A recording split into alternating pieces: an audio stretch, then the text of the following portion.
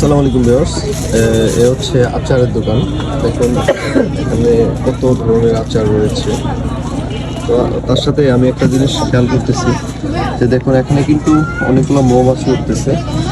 এগুলোকে বলা Apis Serena. এই এপিস সেরেনা মৌমাছিগুলো খামারে চাষ করা হয়ে থাকে। তারা যখন তাদের বক্স থেকে চলে মানে তাদের খাদ্যের উদ্দেশ্যে বের হয়, তখন যে জায়গায় তারা মিষ্টি পায় এবং কি উৎকৃষ্ট যে খাদ্যগুলো আছে সেখান থেকে তারা তাদের খাদ্য সংগ্রহ করে থাকে। দেখুন সুন্দরভাবে তাদের খাদ্য তারা সংগ্রহ করছে। দেখুন এখন এর মাঝে আপনাদেরকে জানিয়ে রাখি যে অনেকেই কোশ্চেন করেন যে মধু টেস্ট ভিন্ন সময় ভিন্ন রকম লাগে কেন। তো এই জন্যই ভিন্ন ভিন্ন টেস্ট আমরা পেয়ে থাকি। তার কারণ হচ্ছে যে মধু সংগ্রহ করার জন্য মৌমাছি কখন কোথায় যায় সেটা আপনাকে আমাকে বলে দেয়।